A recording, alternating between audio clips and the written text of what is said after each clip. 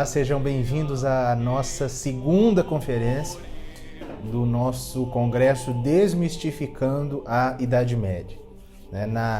Na última conferência, eu expliquei para vocês o que foi de fato a Idade Média, expliquei como que a Idade Média não é um período único, compacto, mas um período de mais de 1000 anos. Eu mostrei como, de fato, os primeiros séculos da Idade Média foram uma época difícil, uma época em grande medida de trevas, mas que graças à missão evangelizadora e civilizadora da Igreja, no século XI brotou, despertou, se concretizou, se cristalizou uma grande civilização cristã, que foi a cristandade medieval, que foi muito diferente do que os seus inimigos afirmam.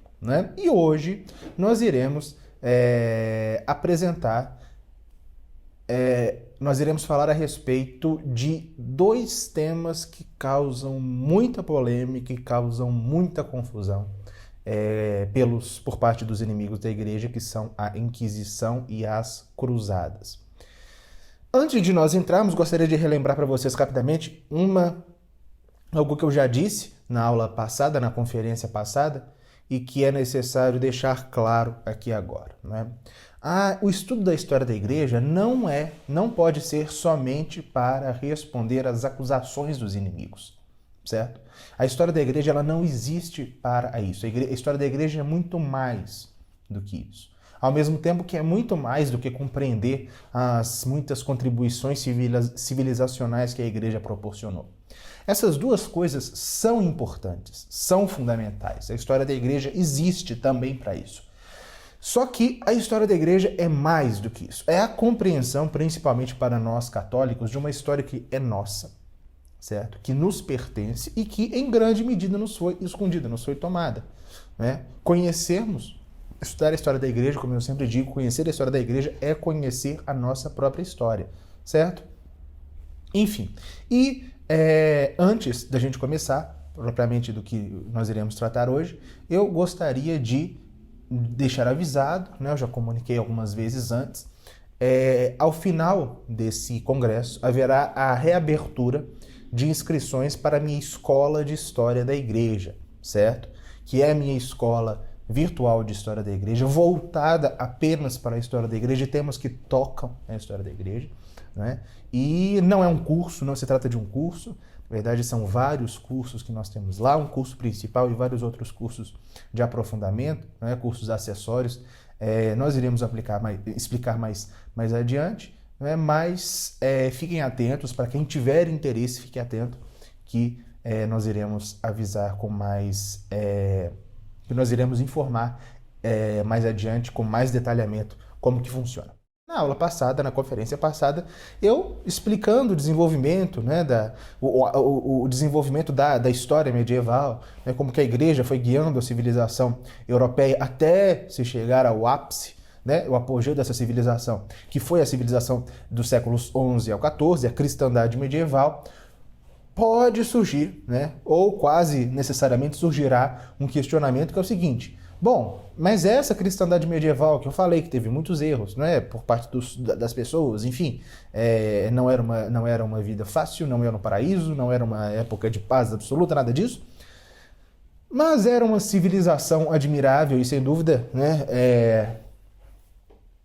justamente graças à fé católica que estava em tudo presente. Mas vocês podem perguntar, mas como que era dessa forma se tinha duas coisas terríveis, que eram a Inquisição e as Cruzadas? Porque a Inquisição surgiu na cristandade e as Cruzadas se deram na cristandade. Então, como assim? Como essa cristandade foi uma coisa tão boa? Bom, ou pelo menos foi diferente do que nos explicaram na escola, como uma época de trevas. Se não foi isso, como que teve Inquisição e Cruzadas? Pois bem, antes comecemos falando da Inquisição. Para a gente compreender a Inquisição, da mesma forma como nós não podemos compreender a Idade Média como um todo compacto, mas 1000 anos, com as suas peculiaridades e seus períodos específicos, a Inquisição também foi a mesma coisa. Não houve uma única Inquisição, houve várias Inquisições. E essas Inquisições estão distribuídas no tempo. Porque, veja, a Inquisição, ela começou na Idade Média, mas ela continuou durante toda a Idade Moderna.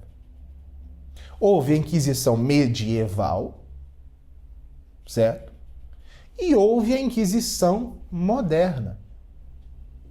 Essa Inquisição moderna, certo, cujos julgamentos e cujos juízos eram feitos pela Igreja, mas, né, em razão justamente por causa da maior força que a partir do século XV os estados nacionais, né, assumiram em seus respectivos territórios, em grande medida, essa Inquisição moderna, esteve nas mãos das autoridades políticas, né, dos reis absolutistas da modernidade. Não é dessa Inquisição, né, que com certeza cometeu muito mais abusos, não é dessa Inquisição que nós iremos falar hoje. Não é dessa. Nós estamos falando da Idade Média e, portanto, nós vamos falar da Inquisição medieval. Então, não confundam, por exemplo, Frei Tomás de Torquemada, né, da Inquisição Espanhola, com Inquisição medieval. Não confundam, né, as inquisições monárquicas, né, promovidas pelos estados católicos e depois nem tão católicos, como a Espanha do século XVIII, né, que tinha Inquisição, mas cuja monarquia já estava tão afastada do ideal católico. Não confundam essas inquisições, que nós podemos tratar outro dia, com a Inquisição medieval, com a Inquisição da Idade Média, que foi bem diferente. E uma coisa que é muito interessante, não foi a igreja que começou a utilizar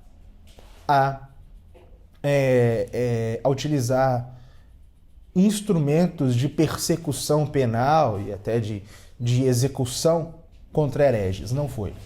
Foram reis, no século XI. São vários exemplos, mas o primeiro foi, sem dúvida, o mais emblemático, foi a queima de hereges em Orleans, em 1022, por ordem do rei Roberto II da França. A igreja não esteve envolvida diretamente no julgamento, nem na execução, né, daquilo. Eram as autoridades locais, né, que começaram a promover essa perseguição aos hereges. E muitas vezes, na maior parte das vezes, insuflados pelo povo, certo? O povo que não aprovava que houvesse hereges no seu meio, né, exigiam que houvesse uma repressão à heresia. Isso se dava de uma forma absolutamente injusta, certo? Porque o povo não sabe fazer investigação, o povo não sabe julgar ninguém. O povo simplesmente escolhia alguém como herege e essa pessoa, às vezes, injustamente, era morta pelo poder estatal, né? Pelos reinos. Houve, inclusive, e havia, inclusive, questões relacionadas, sim, à bruxaria, né? Nesse contexto. Por exemplo, a execução de bruxas pelo rei da Dinamarca na década de 1070, no qual o rei da Dinamarca mandou queimar uma série de bruxas. É a primeira vez que bruxas foram queimadas e ele foi repreendido pelo Papa São Gregório VII, certo? Então, a Inquisição, propriamente dita, o Tribunal da Inquisição, ele foi antecedido por todo um ambiente, né, que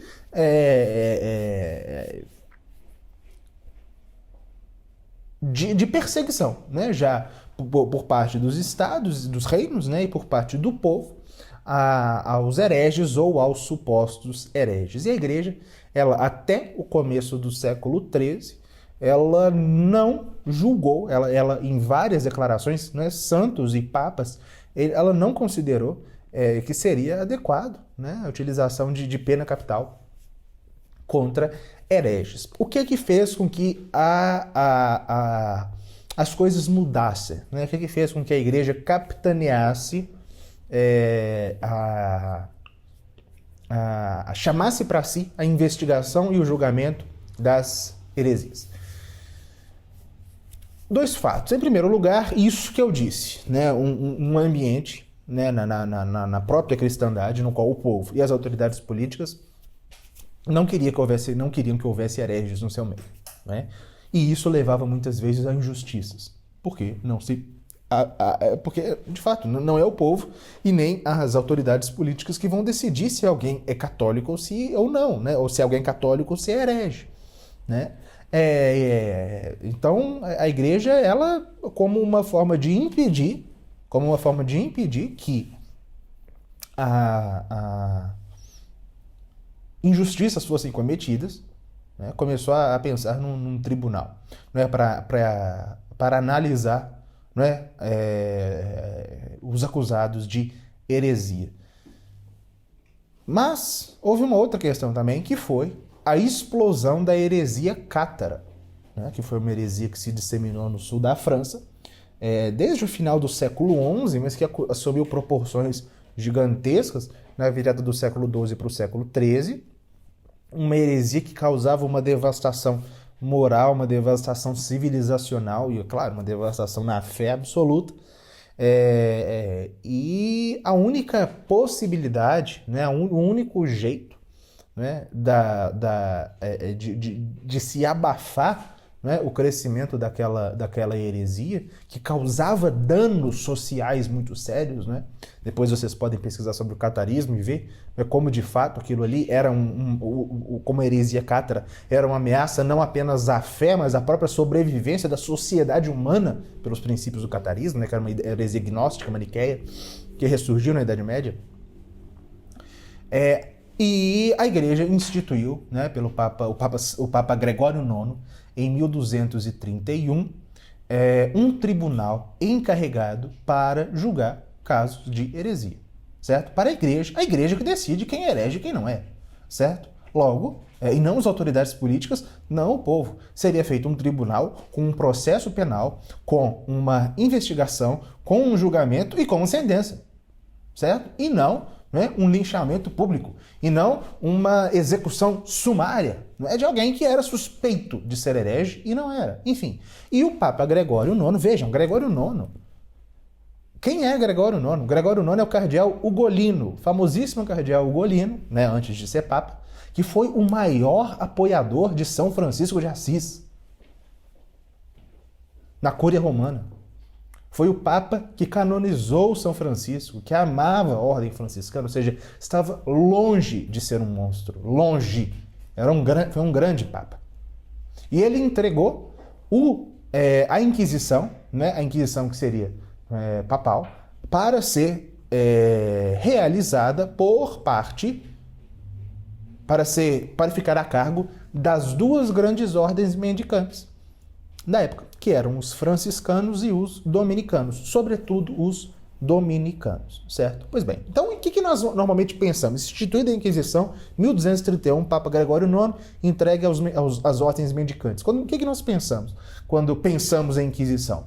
Nós imaginamos pessoas sendo julgadas sem possibilidade de contraditório, sem poderem se defender, sem um advogado, sendo torturadas, aquele tanto de fogueira, aquele tanto de gente morrendo, sendo que estava longe de ser essa a realidade, né? O que foi, de fato, a Inquisição? Antes de mais nada, é necessário que nós compreendamos que a ideia na qual nós somos formados de liberdade religiosa, da mentalidade moderna, da Revolução Francesa, não existia. Se tratava aquela de uma civilização cristã, onde todos eram cristãos, e não ser cristão era uma ameaça, certo? À fé dos outros. Ou melhor dizendo, não é não ser cristão, porque essa é uma questão importante, vamos me corrigir. A Inquisição, ela não julgava não cristãos, ela não julgava não católicos. Por exemplo, judeus não eram processados pela Inquisição, somente católicos. A Inquisição era um tribunal da igreja para ferir a fé de católicos acusados de heresia, e não de não católicos, certo? Se alguém dentro da igreja estivesse ameaçando a fé dos demais, pregando, difundindo heresias, viria um tribunal para, vocês verão, esclarecer a pessoa a respeito da verdade da fé, para que ela se corrija, e caso não se corrigisse, caso não voltasse atrás, aí sim ela seria punida. Enfim.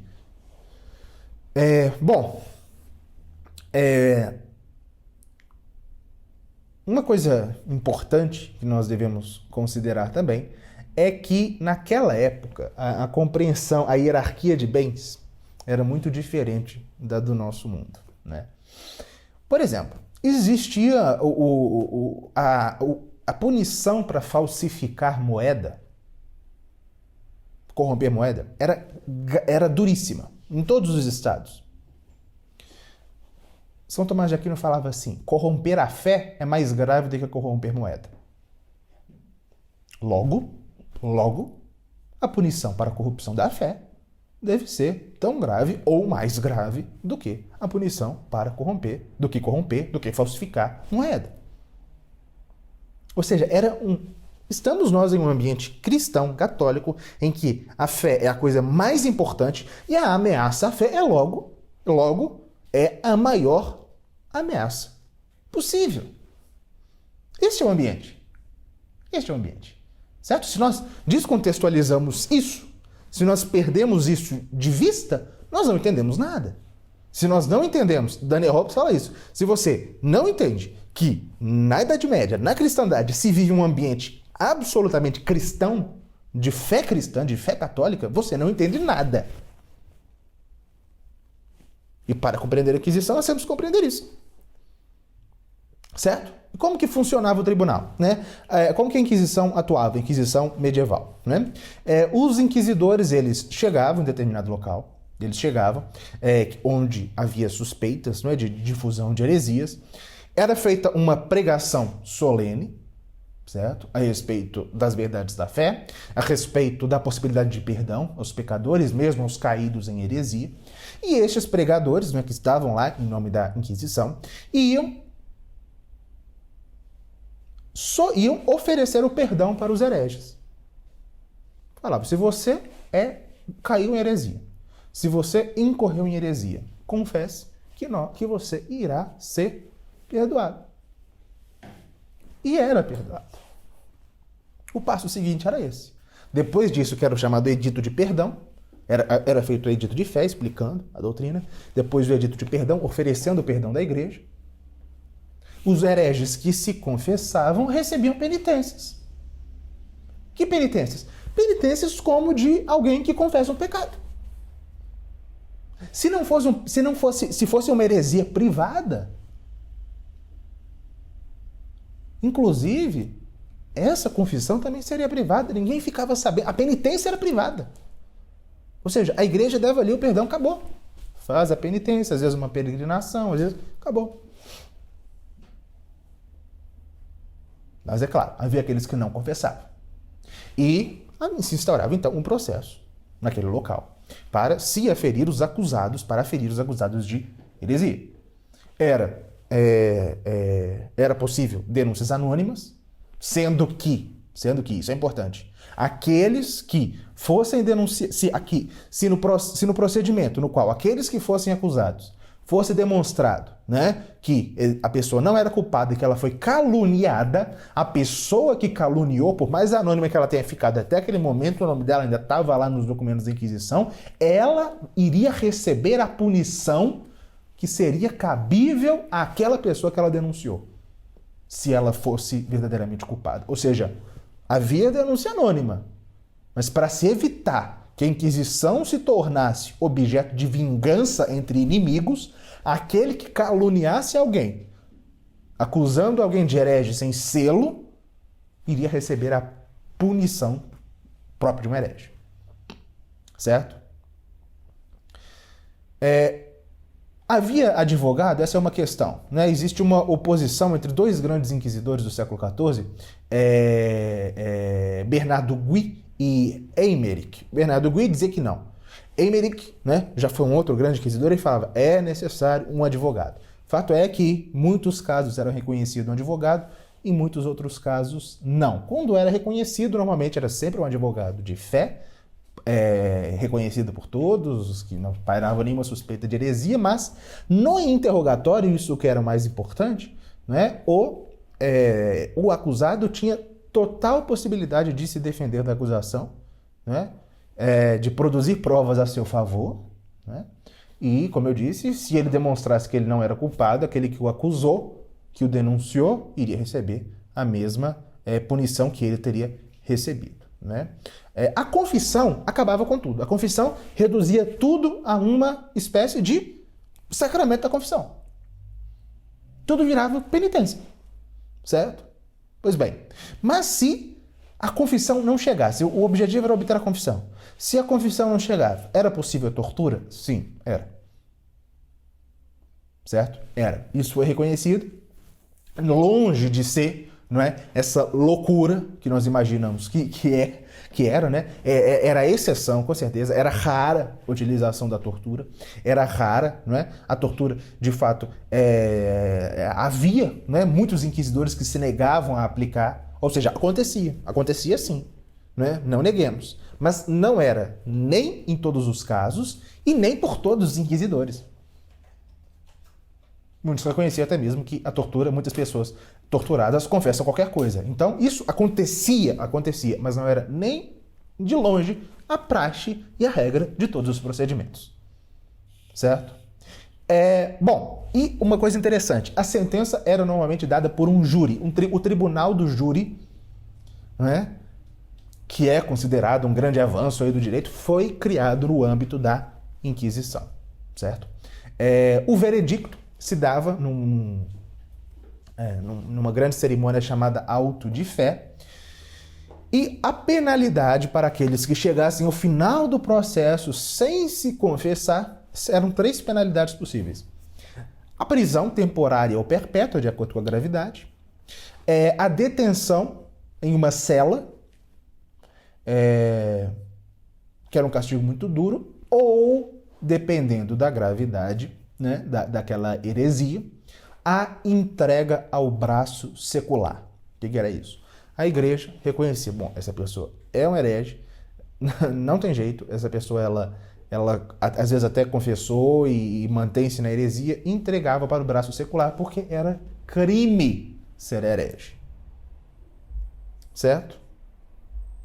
Então, ficava a cargo do braço secular, ou seja, das autoridades políticas, executarem a sentença de acordo com a sua própria norma, de acordo com a sua própria legislação, como punição para a heresia, e que normalmente era a fogueira. Certo? Era a maior parte dos casos? Não. Bernardo Gui, que foi um dos maiores inquisidores da Idade Média e que era, sem dúvida, muito rigoroso, um dos mais rigorosos, dos 900 casos em que ele julgou durante um período de 15 anos, de 900, houve apenas 43 entregas ao braço secular, né? Isso não dá nem 10%, 5%, por aí, ou menos, né? Então, não era a execução, o sentenciamento à morte não era nem de longe a regra e, enfim, houve abusos, sim, e muitos. E houve também muitos inquisidores que acusavam os outros, né? Mostravam, não é, como que os outros estavam cometendo abusos terríveis, né? A Inquisição, nós temos que entendê-la, portanto, no seu contexto, né? Tem muitos livros que estão sendo escritos, né, nos últimos tempos a respeito, né? Inquisição, um tribunal de misericórdia, um livro famoso de um historiador argentino que está vivo, jovem até. Um outro livro acessível para todos, Inquisição, a Inquisição no seu tempo, para compreender a inserção da Inquisição, né, na sua época. Enfim, houve abusos? Houve. Como sempre há, né, desvios em toda instituição que está entregue nas mãos de seres humanos. Bom, conhecida a Inquisição, nem que seja a Inquisição medieval, nem que seja brevemente, é necessário conhecer também as Cruzadas, que sem dúvida estão aí entre as maiores, que está aí, que é objeto de algumas das maiores acusações contra a Igreja. Bom, para a gente entender o que foram as cruzadas, é necessário que a gente recue pelo menos 400 anos ou 500 anos antes das cruzadas propriamente ditas, né? Até o começo do século VII. Desde o começo do século VII, o que se deu na bacia do Mediterrâneo foi o choque entre duas civilizações. De um lado, a civilização cristã, seja latina, não é católica, ou grega, e de um lado, e a civilização árabe islâmica de outro. Bom, para a gente entender o que foram as cruzadas, é necessário que a gente retroceda para o surgimento do Islã, que se deu em 611. Não são necessárias grandes pesquisas históricas. Isso não é negado, nem mesmo pelos inimigos da igreja, e não há como negar, né, que o Islã, desde que ele surgiu, ele foi um movimento religioso e político-militar, certo? Desde o começo. Quando a gente compara, por exemplo, o crescimento da igreja, desde o momento que a igreja surgiu, né, quando ela foi crescendo durante o Império Romano e depois junto dos bárbaros, foi um crescimento paulatino, dificultoso, sob intensa perseguição, né? E o Islã? O Islã, desde o começo, se apresentou como um grande movimento militar, de conquista, certo? Maomé, o fundador do Islã, antes de ser um profeta, foi um chefe político militar, certo? Que unificou as várias tribos árabes da Península Arábica sob uma nova religião, né? Uma nova religião que ele alegava ter recebido do anjo Gabriel, e iniciou um movimento de expansão dessa religião, certo? Que ia muito além da mera pregação, mas de uma expansão militar para a construção de um império político. Foi isso que se deu, né? E nesse sentido, Maomé e seus sucessores foram muitíssimo bem-sucedidos, né? Foram alguns dos homens mais bem-sucedidos da história naquilo que se propuseram a fazer, sem dúvida, né? Maomé conseguiu unificar as tribos árabes, né? Expandiu a sua religião, né? A sua nova religião por toda a Península Arábica. Os seus sucessores continuaram a conquista quando se depararam, ainda, né, pouco tempo depois da fundação do Islã, né, 15, 20 anos depois, né, depois dessa expansão na Península Arábica, com uma civilização, com um mundo a ser destruído, que era o mundo cristão, que lhe fazia competição, né? Quando se olhava para o Ocidente, se eles viam o mar Mediterrâneo, e viam o mar Mediterrâneo, que desde a época dos romanos era um mar cristão. Toda a bacia do mar Mediterrâneo, desde a Europa, o Oriente Médio e o norte da África, tudo era cristão, e já há séculos. Muitos desses territórios que hoje, e há muito tempo, são muçulmanos, Turquia, Síria, Egito, Líbia, Argélia, Tunísia, eram terras cristãs. O Islã, né, os guerreiros de Maomé, os exércitos de Maomé, se depararam com essa civilização cristã, que lhe fazia, claro, que era uma grande ameaça, né? Eles viam o cristianismo como uma deturpação, né, de uma revelação, da revelação, né, o que os cristãos tinham se equivocado, se desviado ao adorar Jesus, e que os cristãos tinham que ser, que a fé cristã tinha que ser destruída, né, e se precipitaram com os seus exércitos sobre o mundo cristão, né, que era o mundo mediterrâneo. E isso se deu, né, como de uma forma assim, realmente avassaladora. Né? Eles chegaram na região do Levante, né, no Oriente Mediterrâneo, que hoje são a Síria, Israel, o Líbano, né, e foram tomando província por província, cidade por cidade. Damasco, capital da Síria, foi tomada por eles em 635. Alepo e a importantíssima cidade de Antioquia foi tomada pelo Islã no ano seguinte, em 636. Jerusalém foi tomada em 637. né? Era do Império Bizantino. Ao final do ano de 637, toda a antiga Judéia e a Síria, que eram cristãs há séculos, já estavam sob o domínio do Islã.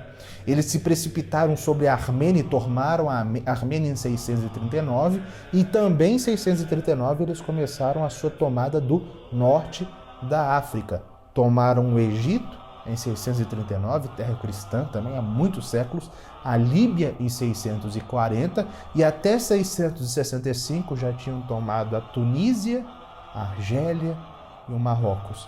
E em 711 atravessaram a Península Ibérica, destruíram o reino dos visigodos, que era um reino católico, anexaram o que hoje são Portugal e Espanha, atravessaram os Pirineus e já estavam prestes a tomar a França, e se a França caísse, toda a Europa cairia também, quando foram batidos, né, pelo Duque dos Francos, Carlos Martel, na importante Batalha de Poitiers, em 732.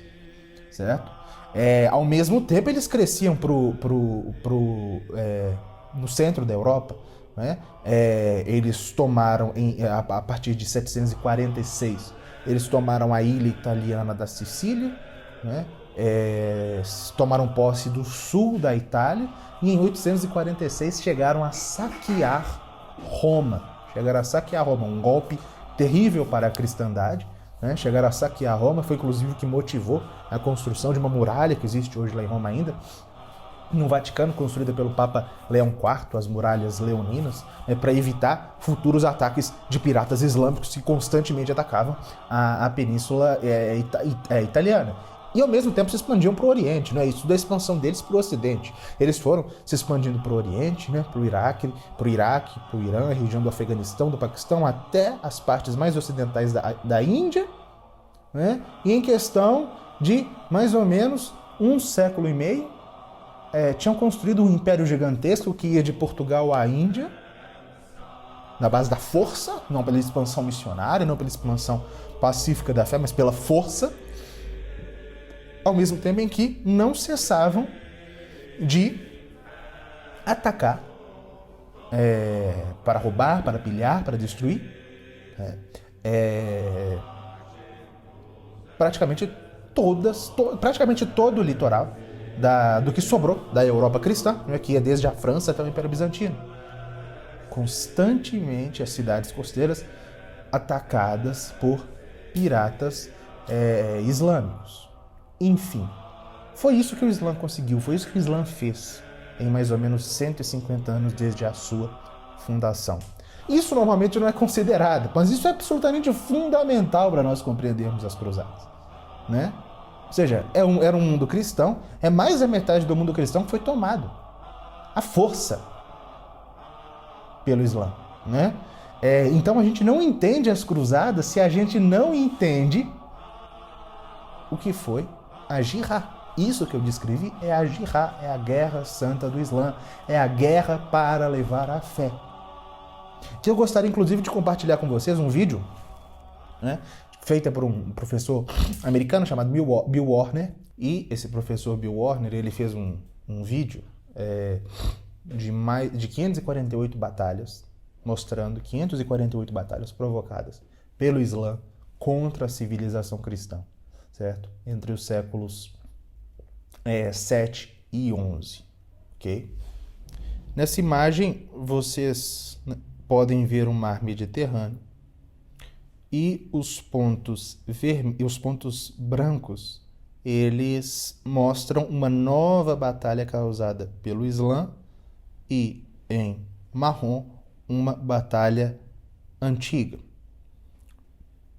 que fica como um marco. E aqui começa. O Islã surge da Península Arábica e imediatamente começa a atacar o Oriente Médio. E repare que não demora muito até atravessar o Mediterrâneo, atacando o sul da França e a Espanha.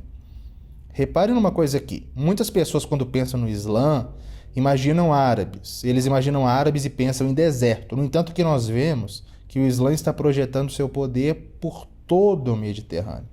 Veja como as pequenas ilhas do Mediterrâneo são esmagadas pelo Islã. A marinha islâmica Atacava cidades costeiras, matava, roubava, estuprava e então levava os escravos. Enquanto esse mapa de batalha se desenrola, você pode ver escravos sendo tomados. Cerca de 1 milhão de escravos foram levados da Europa para o mundo islâmico. É algo que não se pensa a respeito, mas é a verdade. Foram cerca de 200 batalhas travadas somente na Espanha. Também vemos, no entanto, na costa leste, na Turquia, que o Islã está tentando invadir a Europa. O que vai acontecer na Espanha, nessa batalha contínua, né, que durou cerca de 400 anos, é que os cristãos vão começar a fazer com que os muçulmanos recuem, né, a reconquista. Então, ao mesmo tempo em que no Oriente Constantinopla cai e a Jihad vem agora para o leste europeu. A África do Norte se encontra totalmente islamizada e o Oriente Médio está totalmente islamizado. Tudo isso é Jihad. Então é assim como a Jihad se parece dentro desse período com 548 batalhas. A resistência ela começou quase imediatamente, não é? No Ocidente, com a Reconquista, não é? Iniciada desde o Reino das Astúrias, e também Carlos Magno recuperou muitos territórios na Península Ibérica. No sul da Itália, os normandos expulsaram os muçulmanos, ao mesmo tempo em que, no Oriente, o Império Bizantino freava o tanto quanto era capaz o avanço árabe. Né? No Ocidente, o avanço árabe era freado pelos espanhóis, né, que começaram a reconquistar os seus territórios progressivamente, em algo que, num processo que só terminaria 8 séculos depois, e Carlos Magno também, né, e no Oriente, o Império Bizantino, né, freava o avanço árabe, certo?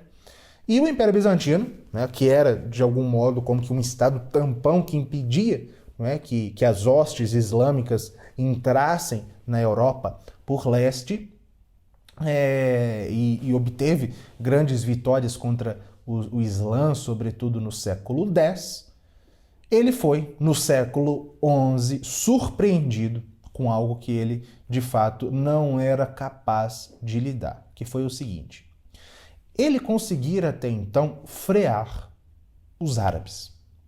Só que houve um novo povo rapidamente islamizado e rapidamente trazido para a causa do Islã no século XI, que foram os turcos. Os turcos que não são árabes, certo? Árabes e turcos não são o mesmo povo. Os turcos são uma etnia diferente, não são árabes. E estes turcos eram os chamados turcos seljúcidas, e eles, rapidamente trazidos para o Islã, eram guerreiros formidáveis e se precipitaram sobre o Império Bizantino, né, que era este remanescente do Império Romano, o Império Romano Oriental, o Império Bizantino, ali na região que divide a Europa da Ásia, né, na Península Balcânica e na Turquia, atual Turquia, Anatólia, Ásia Menor, enfim, e começaram a ameaçar e a tomar progressivamente territórios do Império Bizantino, até que lhe infligiu uma terrível derrota na Batalha de Manziquerta, em 1071. E os seljúcidas também se precipitaram contra os próprios árabes e tomaram territórios dos próprios árabes. Eram muçulmanos como eles, mas tomaram, sobretudo, o domínio árabe no Oriente Médio, inclusive a cidade de Jerusalém, impedindo que peregrinos cristãos vindos da Europa fossem para Jerusalém. Vejam, os árabes, eles permitiam visitas de peregrinos cristãos a Jerusalém. Os turcos, depois que eles tomaram Jerusalém dos árabes, não mais permitiram. E é necessário compreender que para um católico do século XI, visitar Jerusalém havia realmente uma obsessão por ver Jerusalém uma vez na vida. E eram muitas pessoas que iam, de fato, porque os árabes permitiam, os turcos não. Os turcos começaram a trucidar os peregrinos cristãos que iam para a Terra Santa, ao mesmo tempo em que profanavam os locais sagrados da Terra Santa, sobretudo a Basílica do Santo Sepulcro, que eles transformaram em estábulo, e estavam prestes a destruir o Império Bizantino. E o imperador bizantino, que à época era o imperador Aleixo I, um bom governante, um grande governante, né, para os parâmetros bizantinos, ele ficou desesperado, porque ele sabia que os turcos, né, tinham um potencial bélico muito maior do que o seu próprio exército e ele não tinha como barrar um avanço turco. E ele não teve alternativa a não ser escrever para o Ocidente, né?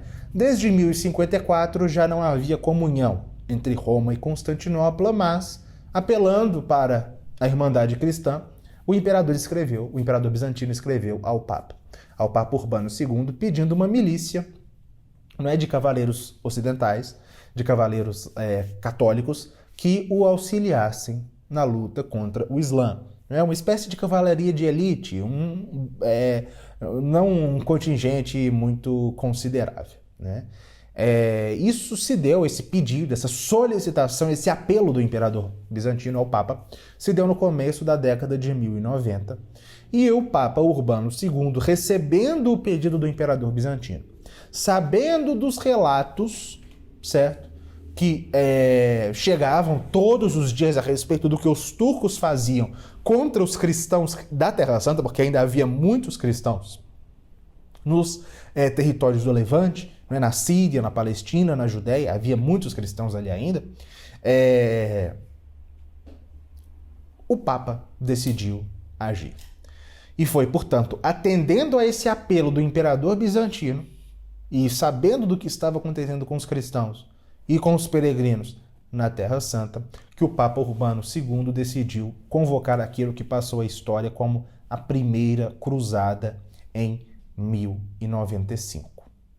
A convocação oficial da Primeira Cruzada se deu em um concílio regional, provincial, na França, na cidade de Clermont, no qual o Papa Urbano II fez um discurso muito inflamado, não é, relatando o que estava acontecendo no Oriente, a necessidade de auxiliar os cristãos orientais e da necessidade que havia entre os guerreiros, entre os cristãos, entre os católicos do Ocidente, a pararem de brigar entre si. Vejam, nesse momento a igreja estava desenvolvendo aquele processo de pacificação, da paz e da trégua de Deus, né, para pacificar a Europa Ocidental, para pacificar o mundo cristão. E o Papa falava, vocês têm que parar de brigar entre si e lutar por uma causa realmente justa, que é a defesa dos seus irmãos cristãos do Oriente, certo? Então parem de usar esse ímpeto bélico, esse ímpeto guerreiro para brigarem entre irmãos, né? Porque, né, como se dizia, né, um concílio desses da trégua de Deus dizia que um cristão que derrama o sangue de outro cristão derrama o sangue de Cristo. Um cristão que mata outro cristão derrama o sangue de Cristo. Então que parassem de brigar entre si, né, e fossem defender, né, os seus irmãos que estavam sendo ameaçados e trucidados, enfim, no Oriente, né? E esse apelo, né, do Papa Urbano II no Concílio de Clermont, que está no material de apoio que nós disponibilizamos, ressoou por toda a Europa e começou assim de fato a era das cruzadas. Ok, mas então, entendido este contexto, o que foram de fato as cruzadas? Esse é o contexto que antecedeu. O que foram de fato as cruzadas? E qual foi o espírito das cruzadas? Aquilo que esteve por detrás, que impulsionou, né, 10 gerações de cristãos, né, desde o final do século XI até o final do século XIII, e mais além, né, a lançar-se, né, deixando tudo para ir lutar no Oriente. É necessário que a gente não confunda, e muitas vezes, né, como o Bill Warner menciona, é feita essa comparação absurda entre jihad e cruzadas. Não existe comparação, e não estou falando apenas de amplitude, de gravidade, não. Estou falando de o que é uma coisa e o que é outra. Jihad é algo que faz parte da essência do Islã. É a guerra santa pela expansão da fé. Isso é a jihad. As cruzadas não tinham nenhum objetivo missionário. As cruzadas não foram convocadas e não foram levadas a cabo para levar a fé, mas para defender os cristãos do Oriente e recuperar Jerusalém. Não são guerras santas com o mesmo objetivo. Entenderam? As cruzadas não foram guerras para levar a fé para ninguém, como é a jihad. Mas, por exemplo, quando os cruzados faziam prisioneiros muçulmanos, os cruzados não colocavam a espada no pescoço do muçulmano e obrigavam ele a se converter. Não há relato disso. Não há absolutamente nenhum relato disso, porque não era esse o espírito. Era uma guerra, mas não era uma guerra para a conversão de ninguém. Enquanto são abundantes os casos de cristãos sendo obrigados e sendo inclusive mortos, né, durante a Era das Cruzadas, porque não se converteram. Por exemplo, um caso muito notório, se deu em 1187, após a Batalha de Hattin, entre o reino de Jerusalém, que foi um reino cruzado estabelecido na Terra Santa, e o sultão Saladino. Saladino matou 230 cavaleiros templários e hospitalários porque eles não se converteram ao Islã. Ok? Então, as cruzadas não foram guerras com o objetivo de expandir a fé católica. Não foram. Certo? Quais eram, portanto, os objetivos das cruzadas? Se a gente pensar nos supostos objetivos que nos apresentam, né? Como se as cruzadas fossem uma espécie de manifestação do imperialismo europeu, ou que as cruzadas tiveram como objetivo obter riquezas, ou imagine qualquer tipo de objetivo mais mesquinho, muito provavelmente ele foi ensinado para você como objetivo das cruzadas. Mas imagine a seguinte situação. Porque um rei, e não foi um rei, foram vários, foram imperadores que foram lutar na Terra Santa. Que objetivo econômico, que vantagem um rei, que já era rei, que tinha muitas preocupações nos seus reinos, reis da França, reis da Inglaterra, reis da Alemanha, reis da Noruega. O primeiro rei a participar de uma cruzada foi o rei Sigurdo I da Noruega. Um homem que vivia na neve. O que ele foi fazer no deserto? Que objetivo econômico, que objetivo político um rei da Noruega teria no deserto da Judéia? Ele foi lá por causa da sua fé. Então, quais eram os objetivos? Em primeiro lugar, parar a ameaça muçulmana. Por quê? Se os muçulmanos destruíssem o Império Bizantino, se o Império Bizantino caísse, toda a Europa caía em seguida. Um outro objetivo, reconquistar os lugares santos que estavam sendo profanados pelos turcos. Permitir que os cristãos fossem visitar Jerusalém, fossem peregrinar para Jerusalém, para Nazaré, para Belém, para os locais santos da Palestina, e que os muçulmanos não permitiam.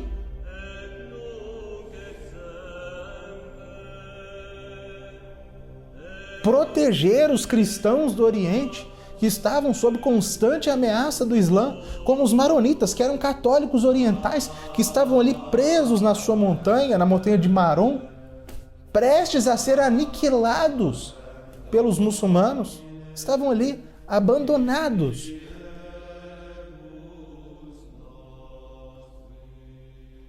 Isso, né? Somado àquele ímpeto guerreiro que os europeus ainda tinham. Já tinham sido batizados, já tinham sido catequizados, enfim, mas eram guerreiros, queriam lutar. Então, canalizar esse ímpeto guerreiro, esse impulso guerreiro para uma causa nobre. Para uma causa nobre. Que é claro, houve também as indulgências, né? O Papa prometeu não o perdão dos pecados, né? Maluquice. O Papa prometeu indulgência. Se você não sabe o que é indulgência, pesquise em um site confiável, né? Um site católico, para aqueles que participassem, para aqueles que fizessem o seu voto e cumprissem o voto de cruzado, que se cruzasse, que tomasse a sua cruz. Cruzar-se era isso, tomar a cruz, né? E ir lutar. Houve interesses envolvidos ali? É óbvio que houve. É óbvio. Sabe por quê? Porque havia seres humanos envolvidos ali. E onde há seres humanos, né, como diz um antigo ditado, rapidamente a mística pode se misturar com a política. Agora, o objetivo das cruzadas como um todo não pode ser reduzidos aos objetivos mesquinhos de pessoas que eventualmente estavam ali no meio e que não participavam de fato desse objetivo verdadeiro, desse objetivo elevado, ou de pessoas que até foram com esses objetivos mais elevados, mas que acabaram, né? Claro, imagine uma travessia, uma marcha de 6.000 quilômetros, fome, sede, medo, combates incessantes. Em situações assim, o ser humano é capaz de cometer atos realmente muito bárbaros, muito terríveis. Então houve humanidade ali, mas as cruzadas como um todo, aquele impulso que levou, como eu disse, 10 gerações de cristãos ao longo de 200 anos, não é nem de longe. Não pode ser nem de longe medido por esses objetivos mesquinhos deste ou daquele, ou de uma grande parte de pessoas que estavam ali. Mas vocês podem dizer, não, mas a fé cristã, a religião católica, a religião cristã é uma religião de paz. Mesmo que fosse um ideal até nobre, né? Não se pode pegar em armas. As cruzadas foram uma guerra defensiva. Os cruzados não foram tomar terras dos muçulmanos. Foram recuperar terras que eram dos cristãos antes e proteger os cristãos que estavam sob domínio do Islã e que estavam sendo oprimidos, perseguidos, maltratados e até mortos. Imagine a seguinte situação. Em 1941, 42, Hitler fazia o que queria na Europa. Mas a Inglaterra resistia. Quase sozinha na Europa. Depois começou de fato, depois a União Soviética entrou na guerra, os Estados Unidos entraram na guerra, até o Brasil entrou na guerra. Começaram a desembarcar tropas na Europa para vencer, para expulsar, para afastar os nazistas, não é? Da Itália, da França, a União Soviética atacava lá pelo leste europeu. Você acha que essa guerra era justa contra Hitler e contra os nazistas? Você acha que a guerra promovida pelos aliados contra o eixo, Alemanha, Japão e Itália, era justa? Ou, na sua opinião, em nome da paz, deveria se permitir que Hitler dominasse a Europa inteira e fizesse o que quisesse no mundo?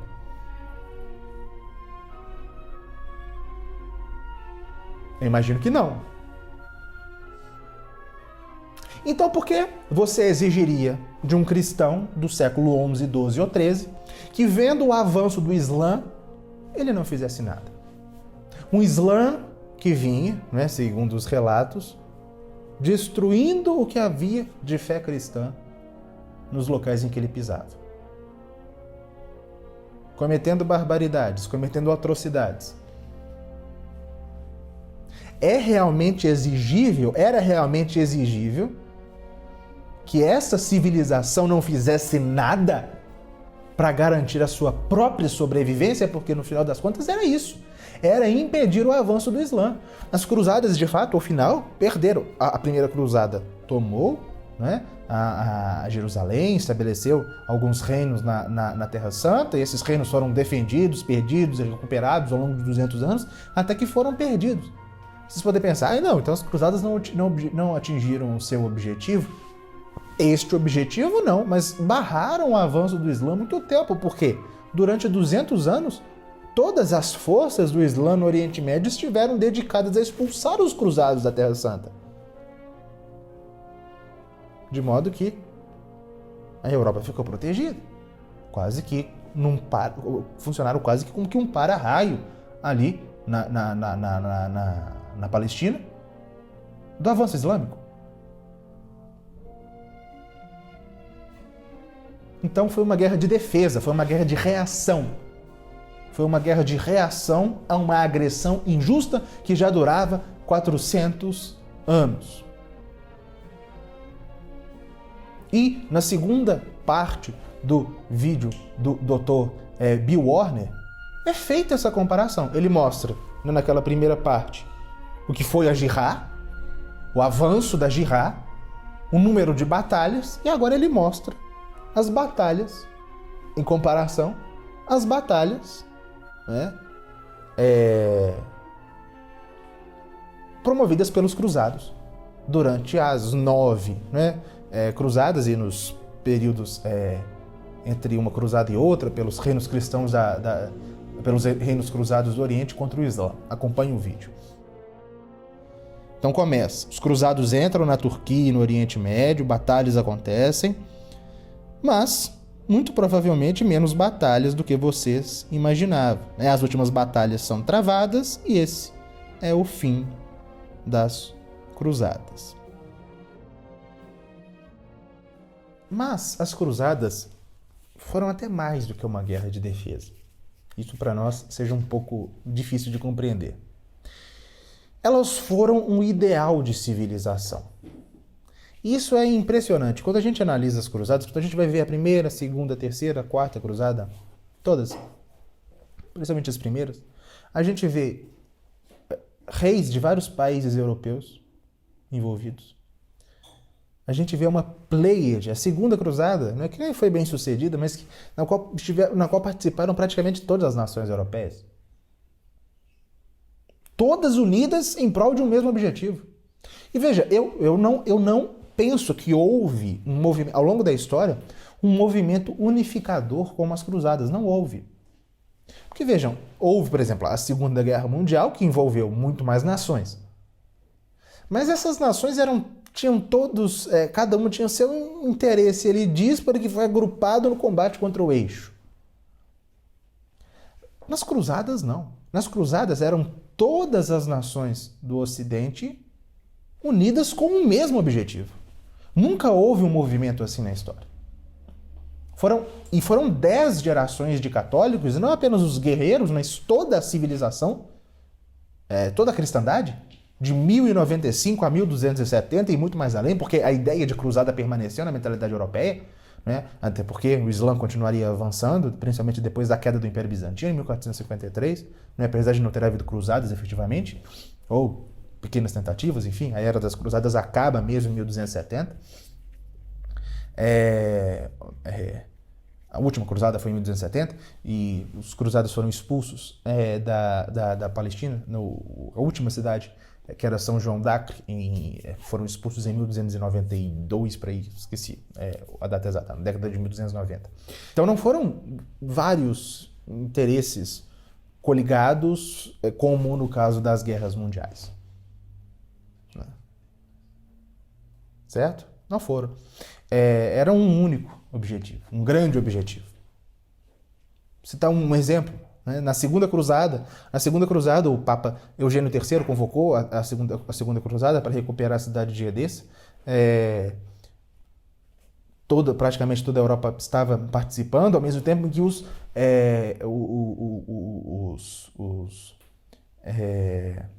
ibéricos né, os reinos de Portugal, Leão, Castela, Aragão, estavam fazendo suas próprias cruzadas na sua própria terra, que era a Reconquista.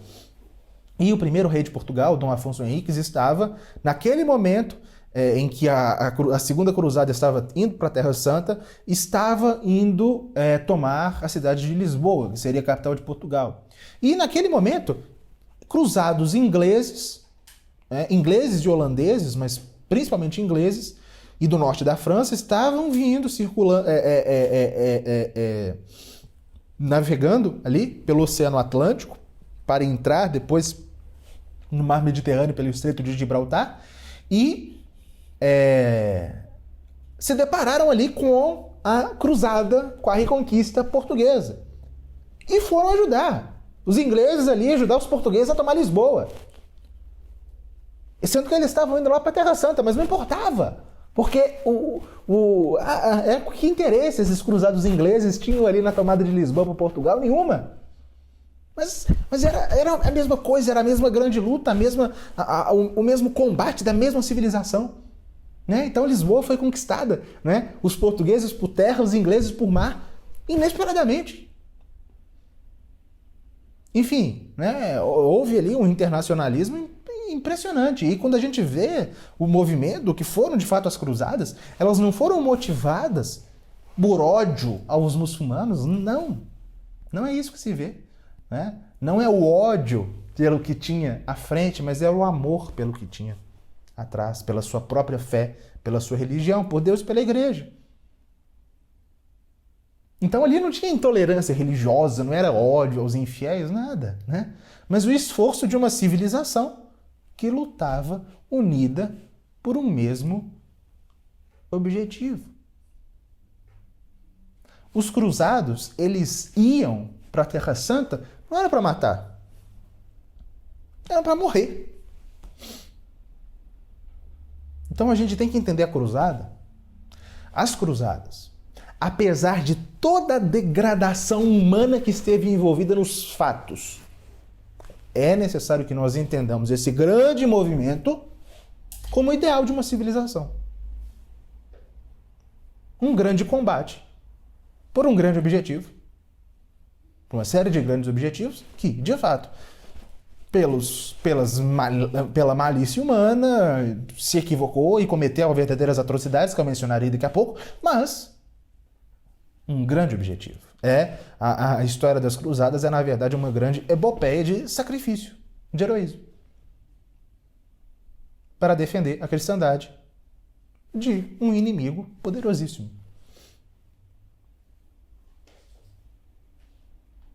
E existe uma música que mostra, né, e que era um canto, né, muito entoado por uma ordem de monástica e de cavalaria que surgiu no âmbito das cruzadas, que foi a Ordem dos Templários, e que mostra qual era esse espírito. Né? Que o que os cruzados iam fazer era muito diferente. Pelo menos nos objetivos originais, era muito diferente do que nos ensinaram, o que de fato foram as cruzadas. Acompanhe essa música conosco.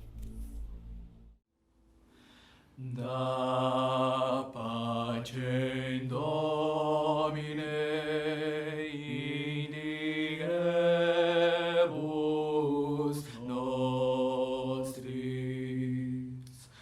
quia non est alios,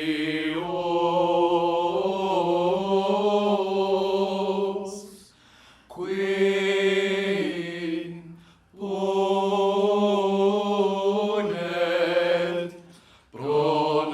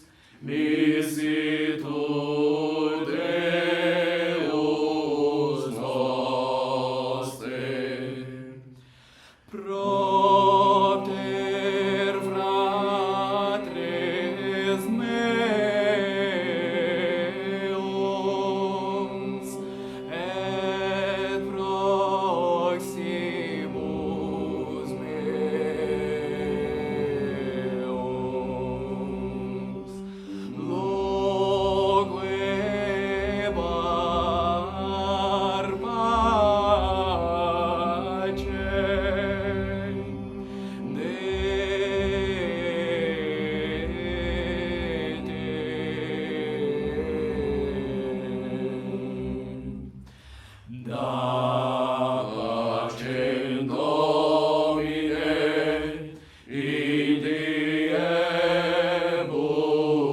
nostris, quia non est alius,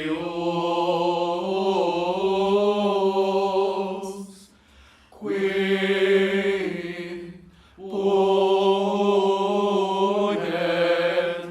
pro nobis nisitur Deus nostre. Proter Domum, Domini Dei nostri,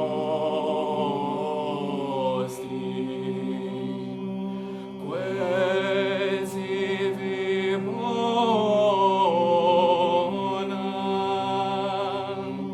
tibi.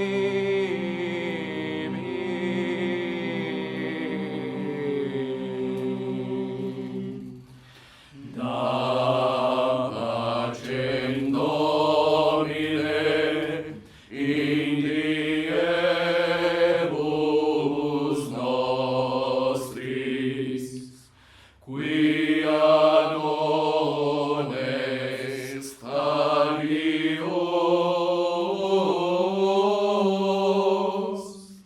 qui ponet pro nobis nisitur Deus nostre. Gloria Patri et Filio et Spiritui Sancto, sicut erat in principio et nunc et semper, et in saecula saeculorum. Amen.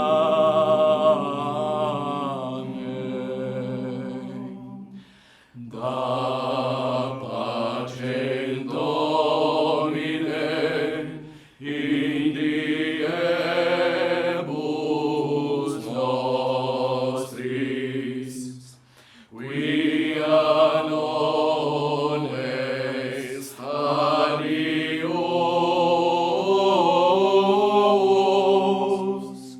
qui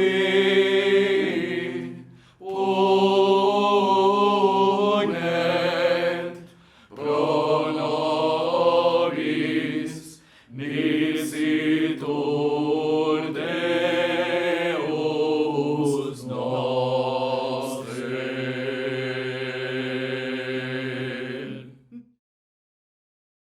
Então, pessoal, o que vocês acharam da música? Comente aí no chat, nos comentários, o que vocês acharam dessa música maravilhosa que mostra, de fato, qual era o espírito das cruzadas.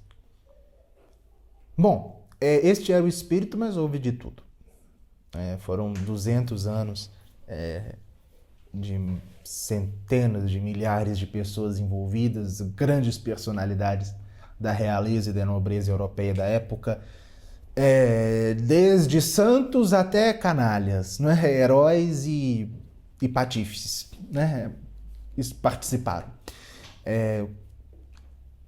Quando a gente analisa homens como Godofredo de Bulhão, né? O conquistador de Jerusalém na primeira cruzada, aquele cavaleiro assim, admirado em toda a Europa e que não aceitou o título de rei de Jerusalém porque dizia que não era digno, que não iria usar uma coroa de ouro na cidade em que Cristo usou uma coroa de espinhos. Não aceitou o título de rei de Jerusalém, né? O conquistador de Jerusalém. Quando a gente vê, por exemplo, um líder da Segunda Cruzada, Luís VII da França, um homem digno, um rei exemplar, né? Quando a gente vê o rei Sigurd da Noruega, né, que foi para a Terra Santa lutar, e que era também um cavaleiro admirável, o famosíssimo Balduíno IV de Jerusalém, o rei leproso, que derrotou Saladino várias vezes e que vivia em paz até, né? Que era rei, né, do Estado Cruzado de Jerusalém, que era admirado pela sua valentia, pela sua coragem, pelo seu heroísmo e também pelo seu senso de justiça, um dos maiores cruzados, né? Ricardo Coração de Leão, que era temido e respeitado pelo próprio Saladino, que era um dos, sem dúvida, o mais célebre dos generais muçulmanos na Era das Cruzadas. Frederico Barbarroxa, o imperador do Sacro Império Romano Germânico, que durante a vida viveu, né, grandes embates com a igreja, mas que no final da vida, né, arrependido, tomou a cruz e seguiu para a Terra Santa para lutar. E é claro, o último dos cruzados, né, como ficou conhecido várias vezes, que é o rei São Luís, que em termos de grandeza, de virtude, dispensa apresentações, enfim, né? A Cruzada foi uma grande epopeia de heróis, de grandes heróis. Mas já houve outros, né, que até a princípio, movidos, né, por interesses religiosos, acabaram se pervertendo. Um caso, por exemplo, o conde Raimundo IV de Toulouse, né, que foi por motivos religiosos, que foi por motivos de peregrinação, mas que já era até idoso, mas que lá, né, querendo um pedaço de terra para si, né, ele deixou seu condado na Europa, mas quis um condado na Terra Santa ali, e se fez conde de Trípoli, enfim, ou até mesmo homens que pareciam que não tinham virtude nenhuma, né, como um personagem famoso, Renaud de Chatillon, né, ou Reinaldo de Chatillon, que era um nobre que se estabeleceu na Terra Santa e que era uma espécie de pirata do deserto, que ficava saqueando as caravanas muçulmanas e que era um péssimo cristão, chegou a torturar o bispo de Antioquia, né? Mas que, depois de ser derrotado por Saladino, né, na Batalha de Hattin, quando Saladino tentou forçá-lo a se converter, esse homem que nunca viveu conforme a fé, não é que naquele momento ele recebeu uma graça? E foi um autêntico mártir, não é? Porque no momento em que Saladino disse que ele deveria se converter ao Islã, não é? Deixar o catolicismo, se tornar muçulmano ou morrer, Reinaldo de Chatillon, que não tinha nenhuma virtude cristã, botou o dedo na cara de Saladino e falou: quem tem que se converter é você. Porque se você soubesse o fogo que te espera no inferno por não crer em nosso Senhor Jesus Cristo, você se converteria agora mesmo. Morreu. Né? Ou seja, um homem que vivia ali na Terra Santa, um nobre cruzado que vivia mal, que naquele momento derradeiro demonstrou esse tipo de heroicidade e de virtude. E houve também aqueles canalhas que foram canalhas o tempo todo, como ou que estavam, né, ou que eram movidos, né, por interesses que não religiosos, que não virtuosos, como Bohemundo IV de Taranto, que foi para a Terra Santa, simplesmente porque queria um pedaço de terra para si, acabou que ficou como príncipe de Antioquia, ou Balduíno I, que aceitou o trono de Jerusalém, que era muito ambicioso, ou como o Doge de Veneza, Henrico Dandolo, que praticamente obrigou, né, os cruzados da Quarta Cruzada a saquearem Constantinopla e a praticamente destruírem Constantinopla por causa dos interesses econômicos de Veneza, ou o caso do imperador Frederico II, que não tinha fé, que nem católico era, né, um dos casos raros, né, de agnosticismo ou até de ateísmo na Idade Média, e que foi para a Terra Santa lutar por glorificação pessoal, por senso de aventura, enfim. Ou seja, houve de tudo. Teve momentos de heroísmo, né, como a Batalha de Antioquia, né, no cerco de Antioquia, em 1098, em que esteve até envolvido uma série de acontecimentos místicos e espirituais ali, e também, né, o martírio, né, que eu mencionei, dos cavaleiros templários e dos hospitalários na Batalha de Hattin, depois da Batalha de Hattin, em 1187, E também houve momentos de tragédia, momentos de destruição em que os cruzados cometeram atrocidades, né? Como o famoso cerco de Marat Anumene em 1098, né? Na Primeira Cruzada, em que uma cidadezinha na Terra Santa foi trucidada pelos cruzados. Trucidada. Ou o cerco de Constantinopla em 1204, o saque de Constantinopla, aliás, né? Constantinopla foi tomada, saqueada e destruída, não é? Pelos cruzados, que foram inclusive depois excomungados pelo Papa Inocêncio III como punição, porque esse não era o objetivo da cruzada, não é? Não era lutar contra cristãos, enfim, nada disso. Então as cruzadas foram isso, né? As cruzadas foram um misto de fé, né, e heroísmo com manifestações frequentes de humanidade, né? Só que, vejam, os erros, estes grandes equívocos, essas tragédias, essas brutalidades, não foram decisivos para manchar, não é, o grande ímpeto desse movimento que, na verdade, foi muito maior do que a mesquinhez de eventuais chefes cruzados que estavam mais interessados em terras, ou em que quer que seja, ou de guerreiros cruzados que chegaram a cometer atrocidades, nada disso, né? Como um todo, o que a gente vê é que esse grande empreendimento da cristandade que foi a cruzada, na verdade, foi fruto de um impulso espiritual, né, de lutar por Cristo, de lutar em defesa da fé, de lutar pelos seus irmãos oprimidos na Terra Santa, e um ímpeto de sacrifício, né, de deixar tudo para trás, de deixar família, de deixar posses, de deixar terras, de deixar reinos, para ir lutar por uma causa maior na Terra Santa. E é necessário que nós consideremos que o espírito de cruzada, ele faz mais parte da nossa própria história do que eventualmente nós podemos imaginar. Porque eu mencionei, quando eu falei da ajuda dos cruzados ingleses a Portugal, eu expliquei que na Península Ibérica, os reinos da Península Ibérica empreendiam a sua própria cruzada. E Portugal nasceu sob o signo, sob o impulso, sob o influxo de cruzada.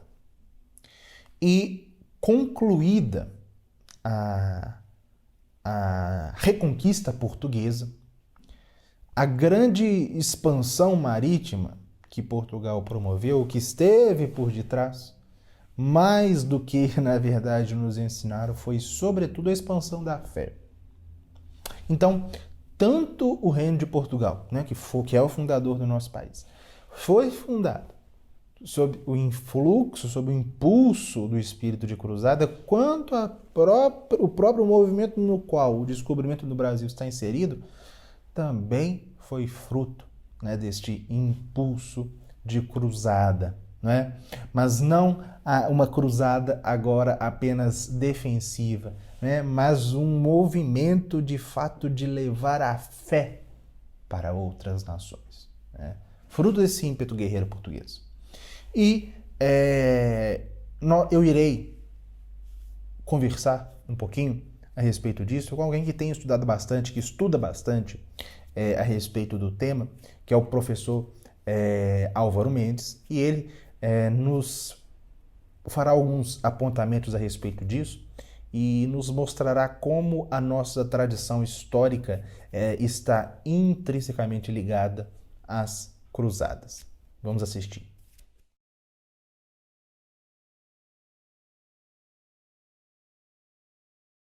Bom, agradeço, Lucas, ao convite e a todas as pessoas que estão nos assistindo aqui. Eu diria, em primeiro lugar, que Portugal, todos nós temos o dever de estudar um pouco da formação de Portugal e de toda a trajetória de Portugal, desde o momento da sua concepção e nascimento em 1139 até o contexto de grandes navegações e chegada ao Brasil. Porque me parece que nesse momento de crise, e que nós vivemos de identidade terrível no Brasil, porque muitas são as ideologias, muitos são os partidos, E a visão do brasileiro médio hoje acaba sendo muito fragmentada. Ele não sabe de onde veio e nem para onde deve ir. E parte dessa resposta da nossa origem e qual é a nossa vocação, ela parte pela história da formação de Portugal. Então é muito importante que as pessoas absorvam esse tipo de conhecimento e se interessem por esse tipo de assunto. Então, para dar uma abordagem um pouco mais geral, eu comecei a me interessar nesse assunto ao ver um artigo brilhante do professor Orlando Fedeli há 10 anos atrás, que chamava Vocação do Brasil, em que ele coloca o Brasil dentro desse contexto de reconquista. Então, nós sabemos que o primeiro grande movimento que marca o início da reconquista é a Batalha de Covadonga, com a vitória de Pelayo na Espanha. E Dom Afonso Henriques, ele vai ser um filho deste grande movimento e que vai fazer então a reconquista ibérica liderar pelo território que hoje nós conhecemos como Portugal. Então, realmente, todo o processo de fundação de Portugal está atrelado à conquista, né? Inclusive, os pais de Dom Afonso Henrique, que é o primeiro rei de Portugal, eles já estão dentro desse contexto, né? Então, o Conde Dom Henrique, que é o pai de Dom Afonso Henriques, ele vem da Borgonha para lutar ao lado do imperador de toda a Espanha, né, da parte da Espanha católica, Afonso VI, e depois de muito servir ao rei em batalhas contra o invasor muçulmano, ele então herda um território que hoje deve ser cerca de 30% a 40% do atual Portugal, que é o território entre os rios Minho e Tejo, e vira o Conde de Portugal. Sendo que mostra os nossos historiadores que desde o início o Conde de Portugal, Conde Dom Henrique, não confundir com o rei Dom Afonso Henriques, o Conde Dom Henrique ele já vai tentando um processo de tornar cada vez mais o condado independente do seu sogro. Ele vem a morrer, a sua esposa e mãe do rei Dom Afonso Henriques, a Dona Teresa, ela continua com a política do seu esposo, de tentar uma independência maior do Conde Dom Henrique, e depois, por causa de conflitos, após a morte de Dom Afonso VI, nós vamos ter o próprio filho disputando o poder com a mãe pelo Condado de Portugal, né? Então nós sabemos que Dom Afonso Henriques ele consegue obter a vitória e reúne as forças políticas do condado. Só que Dom Afonso Henriques, como bem dito, ele tem um espírito de cruzado. Então, assim que ele consegue solidificar o poder em suas mãos, o primeiro ato que ele tem é justamente reunir as suas tropas, passar pelas fronteiras do atual Portugal em relação ao sul para dar combate ao invasor mouro. E é dentro desse contexto que Portugal vai nascer, porque as tropas árabes se reúnem, então 5 reis muçulmanos se congregam para dar combate a Dom Afonso Henriques, então a gente vai ter aí a famosa Batalha de Ourique, que é a certidão de nascimento de Portugal, em 25 de julho, se eu não me engano, de 1139. Então é nessa data muito simbólica para Portugal e também para o Brasil, porque o que eu digo é que se aquilo é um nascimento para Portugal, em certo sentido é a concepção do Brasil, né? Então, o Brasil ele nasce em 1500, mas os 9 meses de gestação do Brasil, eles se dão a partir desse ato, que é a Batalha de Ourique em 1139, que vai colocar no primeiro plano dos reis da história da Europa o rei Dom Afonso Henriques, que é um homem providencial, é um homem pensado pela providência divina desde todos os séculos. Eu tenho dito muito isso para completar a fase final daquilo que Cristo prometeu no final do Evangelho de Mateus e no início de Atos dos Apóstolos. Então Cristo disse: ide e ensinai a todas as nações, batizai-as em nome do Pai, do Filho e do Espírito Santo. O primeiro movimento de expansão é um movimento de expansão dentro da Europa, né? No Oriente Médio e na África do Norte, é o Ocidente conhecido.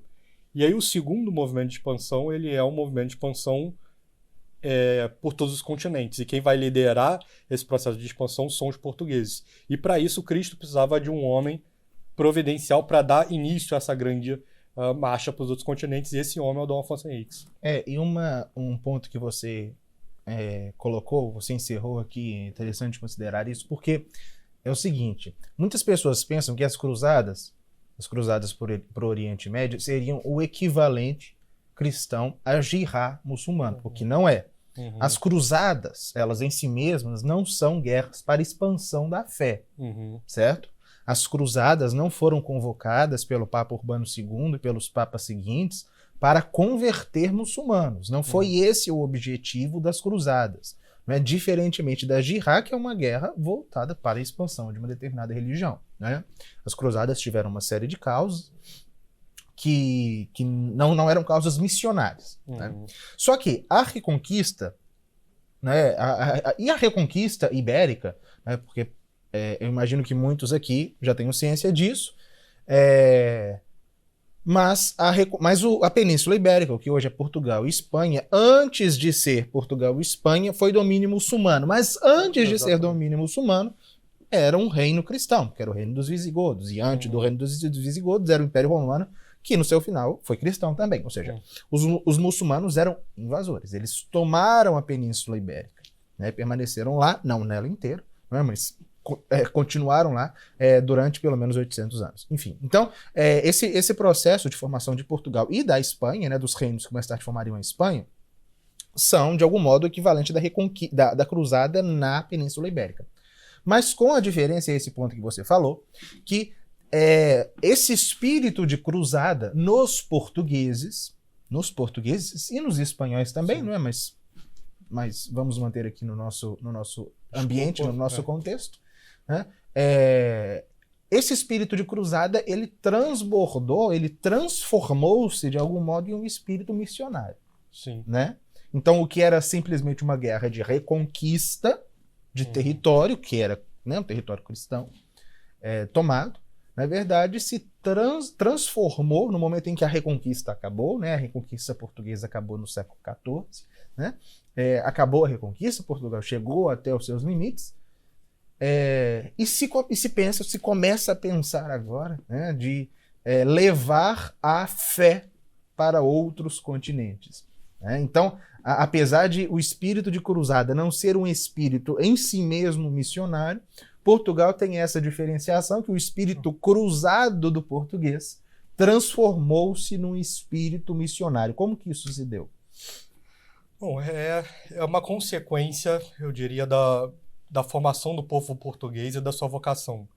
Então, a partir do momento que uma pessoa ela se torna católica de verdade, ela descobre aquela verdade, ela não consegue conter o bem em si. Então, é natural que ela se torne um apóstolo, né?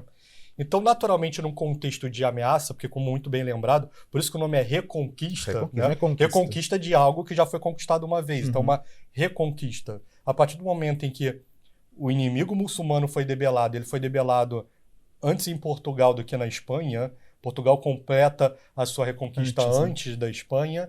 Então, Portugal se torna o primeiro Estado-nação com os limites que nós conhecemos hoje.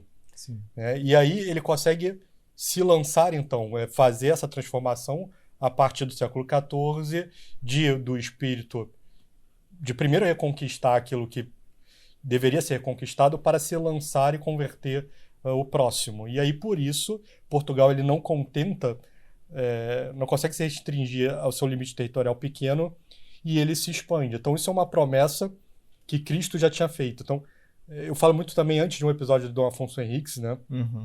Que isso não é contado nos livros de história posteriores, mas de um milagre que teve no seu nascimento. Ele nasceu com uma grande malformação nas pernas, era um bebê grande, mas com uma malformação nas pernas. E Dom Egas Moniz, que era seu preceptor, tinha se oferecido para cuidar da criança e efetivamente cuidou.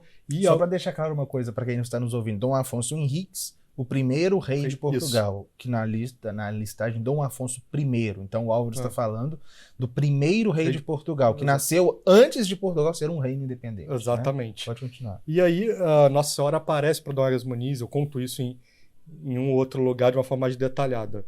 Mas Nossa Senhora aparece para o Dom Egas Moniz, pede para ele reformar uma igreja que estava em ruínas e o altar e colocar a criança ali. Dom Egas Moniz age dessa forma e coloca Dom Afonso Henriques no altar, e Dom Afonso Henriques, a partir daí, ele tem uma recuperação milagrosa da perna e vai se tornar esse grande rei. E Nossa Senhora diz isso, justifica esse milagre para Dom Egas Muniz, porque Dom Afonso Henriques deveria destruir muitos dos inimigos da fé. Então ele cumpre essa primeira etapa de Portugal, que é consolidar o território como nós conhecemos hoje, né? Os seus descendentes diretos vão terminar a etapa com o Dom Afonso III, e aí o milagre de Eurique que Cristo aparece, Cristo vai dizer para Dom Afonso Henriques que naquele reino de Portugal que seria criado a partir da batalha, seria a semente de grandes impérios, e a fé ia chegar em novos lugares. E Portugal, então, ele se lança, depois de estabilizado seu território, no que a gente vai chamar de grandes navegações, vai formar o primeiro grande império ultramarino da história, fazendo todo o movimento para contornar a África pelo sul e chegar até as Ásias, rompendo o monopólio dos muçulmanos, e também para descobrir o Brasil. Então, Portugal, eu estou refletindo cada vez mais nisso, né? Eu diria que é a tragédia do destino de Portugal e Brasil, porque Portugal e o Brasil, eles nasceram para grandes empreendimentos, para grandes explorações. Então, primeiro teve a Reconquista, depois as grandes navegações, e quando os portugueses chegaram aqui, eles perceberam que o território brasileiro era um segundo oceano.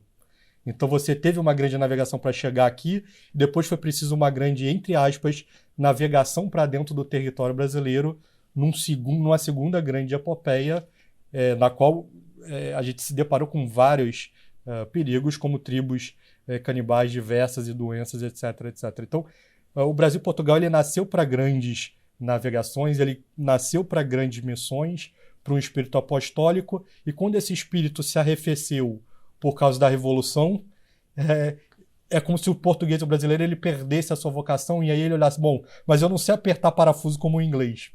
Então, não sendo mais apóstolo, ele não conseguiu ser nada. Então, é como se essa é a crise de identidade do brasileiro, e que a gente precisa recuperar isso, que o brasileiro, como o português, ele foi criado para grandes empreitadas, né? As pequenas, as materiais, as industriosas, a gente deixa para os povos anglo-saxões. Mas o brasileiro, ele foi formado para grandes missões. E aí essa é a tragédia. Por isso que é tão importante que a gente olhe para trás e entenda o que os nossos pais, avós e bisavós e etc. fizeram. E a gente vai entender para onde nós devemos ir. Então eu tenho sempre falado de uma vocação especial do Brasil, que é ser a superpotência católica do Hemisfério Sul. Se a gente vai ser chamado a cumprir, nós não sabemos. Mas está no sangue do português realmente ser um homem de missão, né? Então, tanto que ele logo terminou a conquista, ele já se lançou a conquista do território de Ceuta, dando combate aos muçulmanos já no norte da África. Com Dom João I. Com Dom João I. E depois as navegações continuam com um dos filhos de Dom João I, que é o infante Dom Henrique. Os nomes são parecidos, né? Então, tem o Conde Dom Henrique, que é o pai do fundador, tem Dom Afonso Henriques, que é o primeiro depois, rei, né? E aí, 200 e poucos anos depois, a gente vai ter o infante Dom Henrique. Né? Você gostaria de colocar mais alguma coisa? É só pedir para as pessoas, eu diria que existem certas linhas de estudo que são obrigatórias na vida de um indivíduo. Ele não pode dispensar. Então, isso nós temos falado muito no Centro Dom Bosco, quando nós damos orientações mais formadas para a vida intelectual. Porque senão a gente fica perdido e de certa forma, dragado pelo espírito revolucionário. Em uma dessas linhas, eu diria que é a história.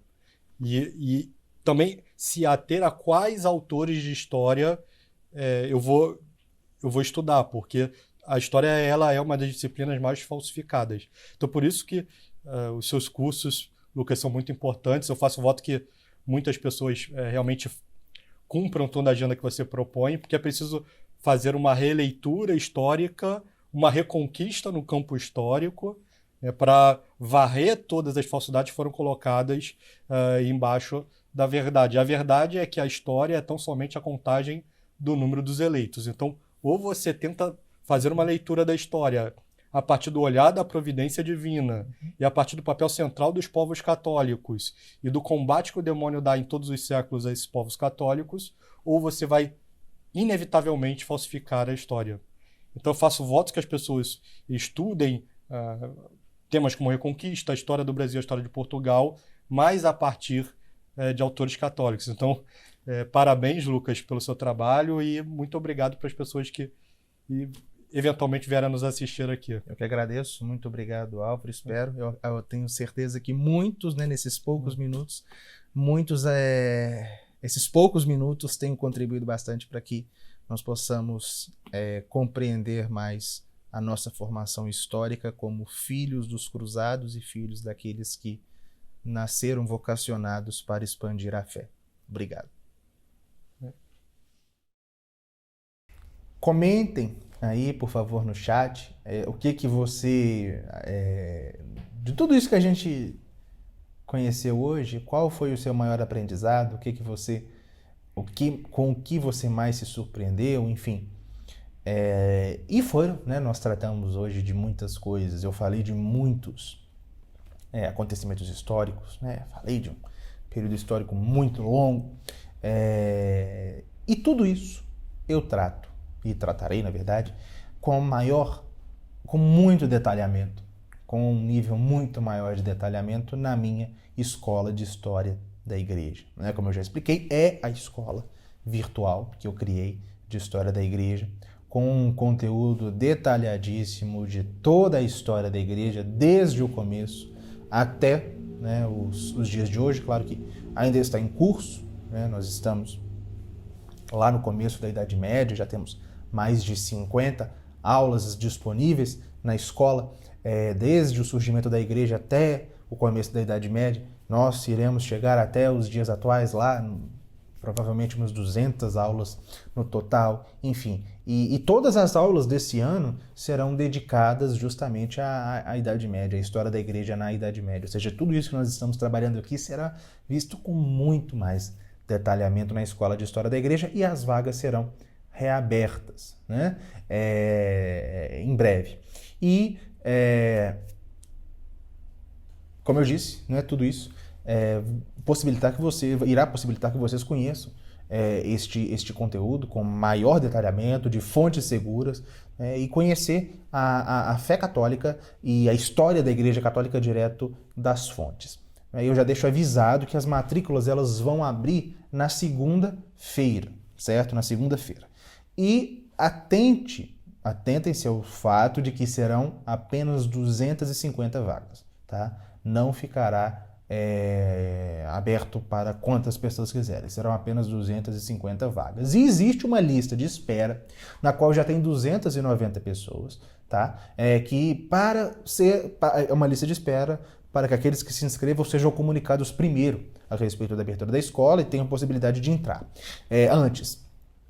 E essa lista de espera, ela já tem 290 pessoas, né? Não é todo mundo que está na lista de espera que vai entrar, portanto, entre na lista de espera para ser comunicado antes, certo? Serão apenas 4 dias de matrícula aberta, tá? E nós iremos instruir detalhadamente a respeito disso, como que funciona, como que se dá na sexta-feira, tá? Na última conferência. Aqui eu estou apenas explicando para vocês que vai haver, mas na sexta-feira será tudo detalhado e explicado com maior aprofundamento, tá? E eu espero vocês na terceira conferência, na sexta-feira. O conteúdo talvez seja a conferência que talvez vocês vão gostar mais, né? Nós iremos falar do espírito da cristandade refletido naquela que talvez seja o seu maior empreendimento, que seja a catedral, né? As grandes catedrais construídas na Europa durante a cristandade, e que são muito mais do que meros templos ou igrejas, mas que são, na verdade, um impulso da fé, né, que brotava daquela civilização naqueles séculos. Enfim, eu espero vocês na sexta-feira, e entre nos grupos de WhatsApp, para receber as apostilas, tá, de cada uma das conferências, tá? Um material que eu escrevi para que você possa complementar o conteúdo ministrado aqui nas conferências, ok? E nós iremos concluir. Eu peço que vocês continuem aqui online. Eu irei passar para vocês alguns depoimentos de alguns alunos meus da Escola de História da Igreja, contando, né, a respeito das experiências deles, a respeito do aprendizado deles, do que eles têm achado da Escola de História da Igreja. Então assistam e espero vocês na próxima sexta-feira. Fiquem com Deus.